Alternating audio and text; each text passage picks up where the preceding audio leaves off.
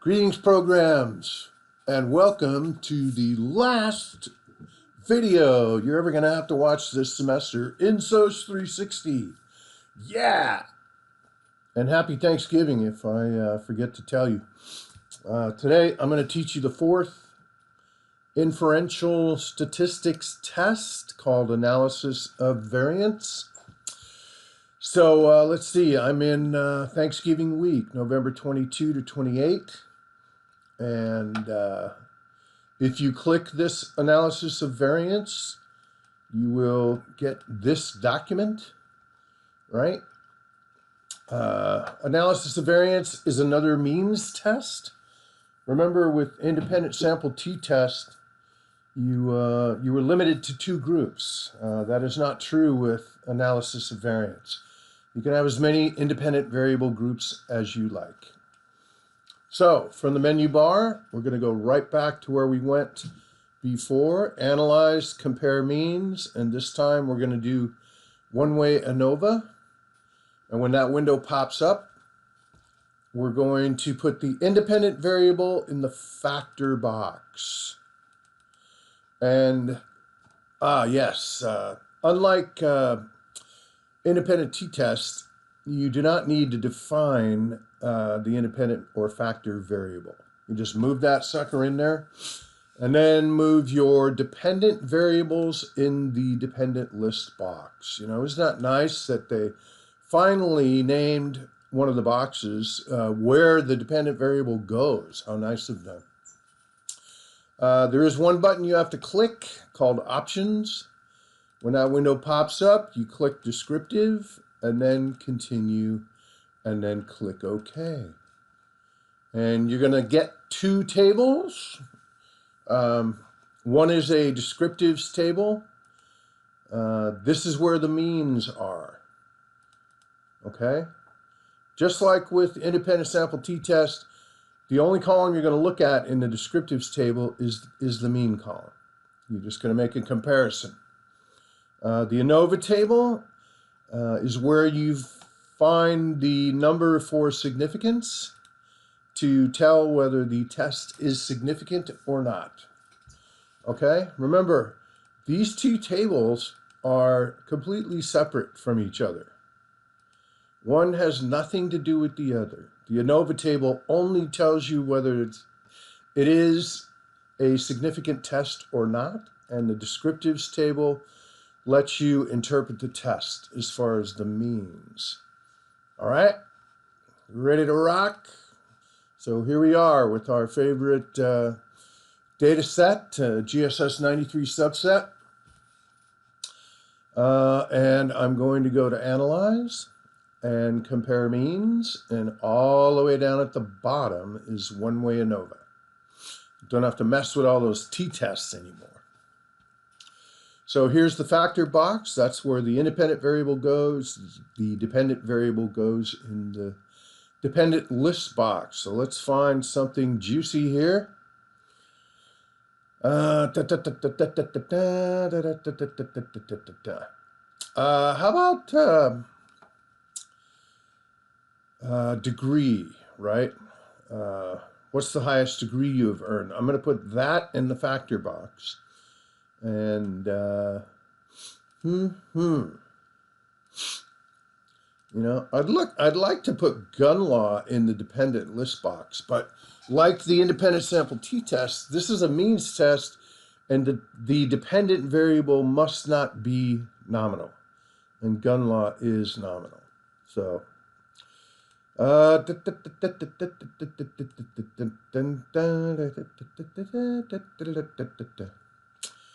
let's see how this is taking me so long.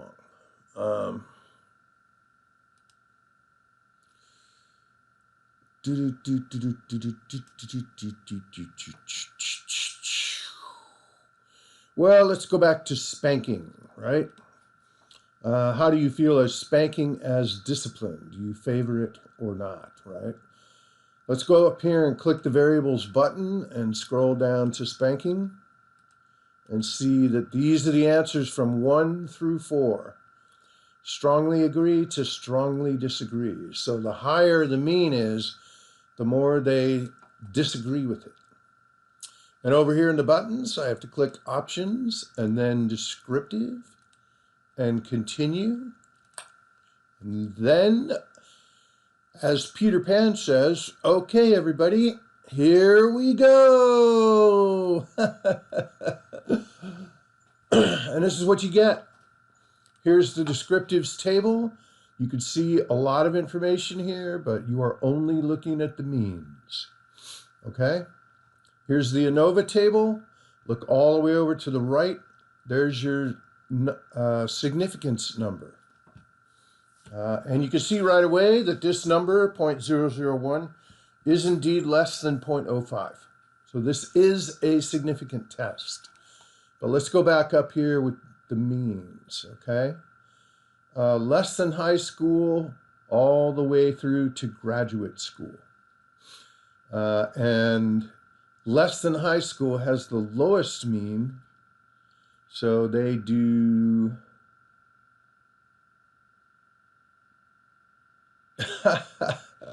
I guess I gotta go check the spanking variable again. Yes, they agree more. People with less than high school degrees agree more with spanking as discipline. People with graduate degrees disagree more. They are more, they are not in favor of spanking as discipline. And look what happens with these means. They increase directly or incrementally or in a linear fashion, right? It's the lowest at less than high school. Then it goes up, up, up, up when you get to graduate school. So as you get more education, the less you agree with spanking as discipline, which is really a drag because, in my opinion, spanking works, but I never had children. But I've seen all my brothers and sisters, trying to discipline their children with timeouts, and it don't work. I'm sorry, man. All the kid does is sit in their room with their door cracked about 2 inches and their nose sticking out going, can I come out now? Is it okay if I come out now? So my dad was a spanker and it worked. He's 99 years old and I'm still terrified of him. Only when he gets mad though. Okay, so here we are. Remember, the rule for statistical difference in means testing is that the difference between the lowest and the highest mean has to be greater than 0.5 in order for you to say that the test or that these independent groups are statistically different. So let's take the highest mean, 2.33, and subtract the lowest mean, 2.01. And we get 0.32, and that is not greater than 0.5. So these educational levels are not statistically different, even though they do show a difference in the means, and clearly graduate degree is higher than less than high school or any other level of education. They are not statistically different. So, if this is one of my tests for the paper, this is how I'm going to write it down. My next hypothesis stated that a respondent's level of education would not affect how they feel about spanking to discipline children. I chose to run an analysis of variance test, and it showed these means. The folks with less than a high school education had a mean of 2.01, which means they favor spanking more than the other groups. The graduate level educations had a mean of 2.33, which means they least favor spanking as discipline. However, these means were not far enough apart for me to say that these level of education groups are statistically different. Therefore, I must accept the null hypothesis that level of education will not affect how you favor spanking to discipline children. And finally, this test is significant at the 0.05 level. Bing! That's how you write it up. Okay, there's that one slide in the video and the PowerPoint about how to write your paper that shows you clearly what I just said. The 6 or 7 things, or how many of it there are, to write up any inferential finding. So I'm going to use the magic button here. Remember, this is your best friend now. Little green arrow pointing straight down. I'm going to click it, click one way ANOVA, and we're going to do a different test. Now, I am not going to click reset because we have a button selection here, and I don't want to lose it. So I'm just going to get these 2 variables out of here and start fresh. So I think what I'm going to do is show you something here. I'm going to put age in the factor box, because I have hypotheses about age. And what else? How about big band music? My hypothesis is that a respondent's age will not affect how much they like big band music. So I have my variables where they need to go. I have descriptives already selected in the options, so I can just click OK and pow. Look at that table. Oh my God. It lists every age in the data set, and it gives a mean for all of them. Let's see what hey, look at the significance table, 0.000. This is a significant test, but it's also impossible to read. So I'm going to run this again, and I'm going to get age out of there, and I'm going to put age cat 4 in the factor box.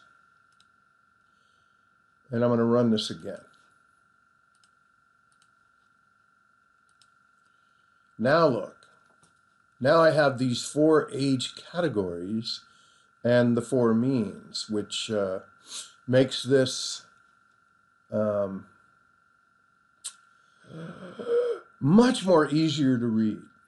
So let's look at, I'm going to click the variables button and click on big band and look at what these values mean, right?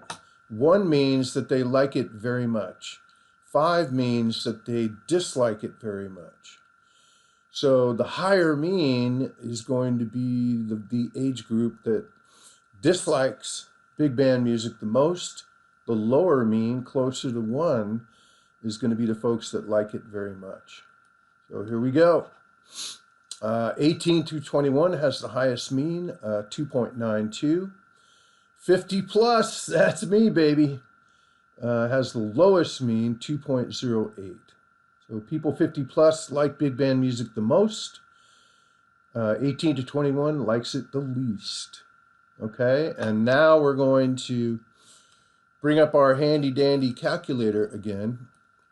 And we're going to subtract the highest mean, 2.92, minus the lowest mean, which is 2.08.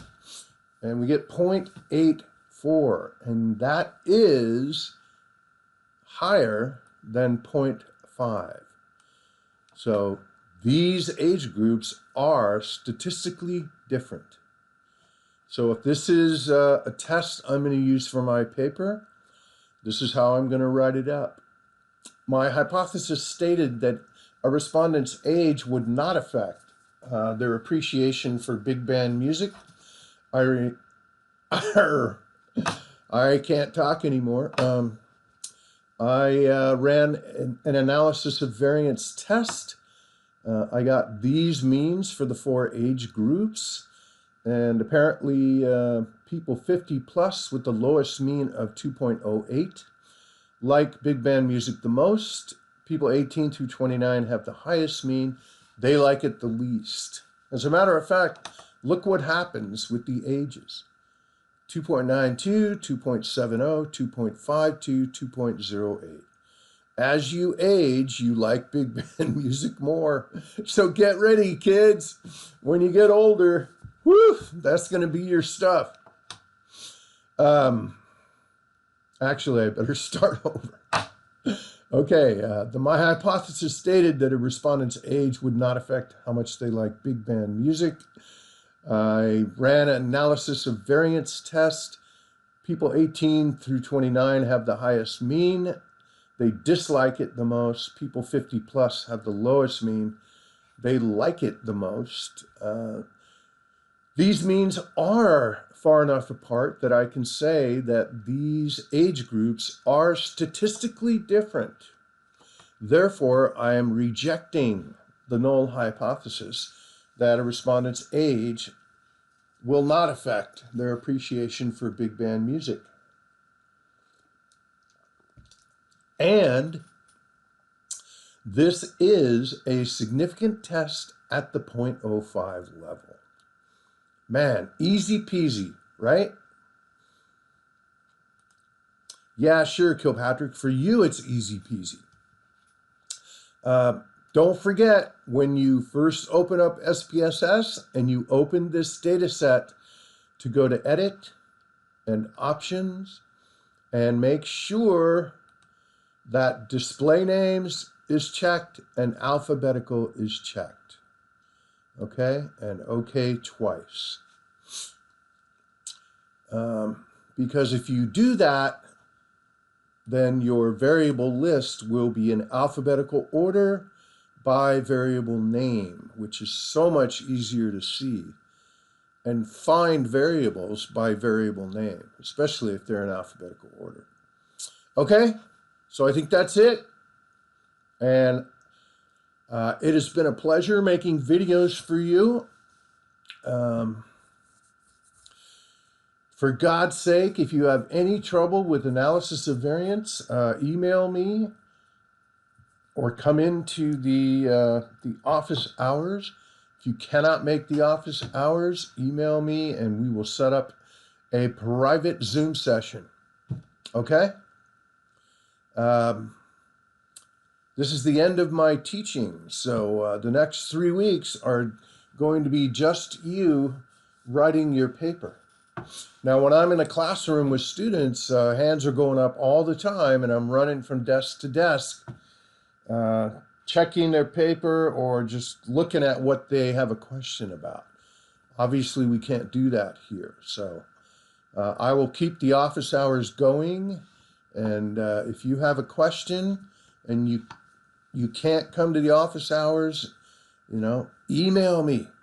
If I can't answer the question via email, we will do a Zoom. Okay? Remember, you can do this paper in groups of up to 3 students. Okay? Oh man, it is so almost over. And I know you're glad, and all the faculty are glad. Everybody's glad. Hopefully we'll get a vaccine next year, and we'll be going back to school by next fall, for sure. Maybe late in the spring. Wouldn't that be awesome? All right. Okay. Take care and be good to yourself.